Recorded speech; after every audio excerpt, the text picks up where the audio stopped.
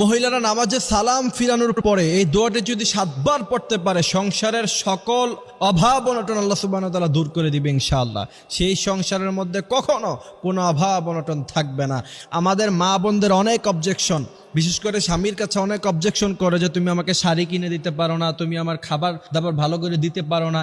এই অবজেকশন স্বামীর কাছে না করে, এই অবজেকশন ভাইদের কাছে না করে, এই অবজেকশন বাবার কাছে না করে আপনি যদি নিয়মিত এই আমলটা করতে পারেন ইনশাআল্লাহ দেখবেন আল্লাহ পাকের পক্ষ থেকে আপনার সংসারের উপর এত রহমত আসবে, এত সাকিনা আসবে, আপনার সংসারের সকল অভাব অনটন আল্লাহ সুবহানাহু ওয়া তাআলা দূর করে দিবে। আল্লাহ পাক প্রথমে বলছেন তুমি যদি তোমার স্বামীর উপরে তাওয়াক্কুল করো, তুমি যদি তোমার ছেলের উপরে তাওয়াক্কুল করো, ভরসা করো, তাহলে সেই সংসারে কখনো অভাব অনটন দূর হবে না।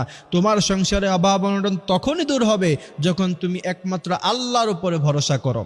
আল্লাহ পাক বলছেন ওমাই ইয়াতাওয়াক্কাল আলাল্লাহি ফাহুয়া হাসবু, যেই ব্যক্তি আল্লাহর উপর ভরসা করে একমাত্র আল্লাহ পাক তার জন্য যথেষ্ট হয়ে যায়।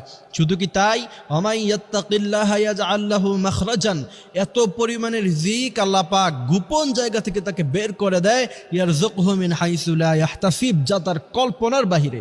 আপনার কল্পনাকেও হার মানাবে যে আল্লাহ পাক আপনাকে কত দিতে পারেন। ইন্না রাব্বাকা ইয়াবসুতুর রিজকা লিমান ইয়াশা ওয়া ইয়াকদির, অজস্র রিজিক, অনেক সম্পদ আল্লাহ সুবহানাহু ওয়া তাআলা আপনাকে প্রদান করবে। সুতরাং এই জন্য আমরা এই আমলটা করব। আমলের নিয়মটা আমি বলে দিচ্ছি।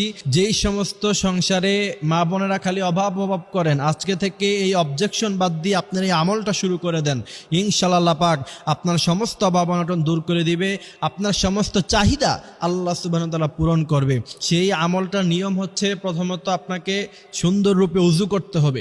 উজু করার পরে 2 রাকাত নফল নামাজ সালাতুল হাজাত যেটা বলে, অর্থাৎ সংসারের অভাব অনটন দূর হওয়ার জন্য আল্লাহ পাকের কাছে চাইবেন, সেজন্য 2 রাকাত সালাতুল হাজাত পড়বেন। সালাতুল হাজাত নামাজের নিয়ম হচ্ছে নরমালি আপনি যেমন করে অন্যান্য নফল নামাজ পড়েন ঠিক ওই রকম ভাবে নফল নামাজ পড়বেন, কিন্তু এর নিয়তটা হবে সালাতুল হাজাতের নিয়ত। সালাতুল হাজাত 2 রাকাত 4 রাকাত অথবা 6 রাকাত নামাজ পড়ে আপনি যতটুকু পারেন ততটুকু পড়ার পরে জায়নামাজের মধ্যখানে বসে থেকে আপনি 3 বার পড়বেন আস্তাগফিরুল্লাহ রাব্বি মিন কুল্লি যামবি ওয়া আতুবু ইলাইহি লা হাওলা ওয়ালা কুওয়াতা ইল্লা বিল্লাহিল আলিয়্যিল আযীম।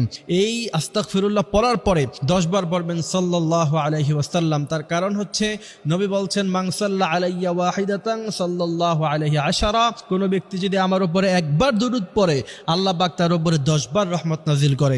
সুতরাং সেই রহমত নাজিল হওয়া অবস্থায়, আর রাসূল বলছেন আস্তাগফিরুল্লাহ পড়লে গুনাহ মাফ হয়, সেই গুনাহ মাফ হওয়া অবস্থায় আপনি 11 বার পড়বেন ইয়া কাদিয়াল হাজাত, অর্থাৎ এইটা হচ্ছে হাজত পূরণ হওয়ার, অর্থাৎ জরুরত পূরণ হওয়ার দোয়া। আপনি 11 বার পড়বেন ইয়া কাদিয়াল হাজাত, ইয়া কাদিয়াল হাজাত। এই দোয়াটা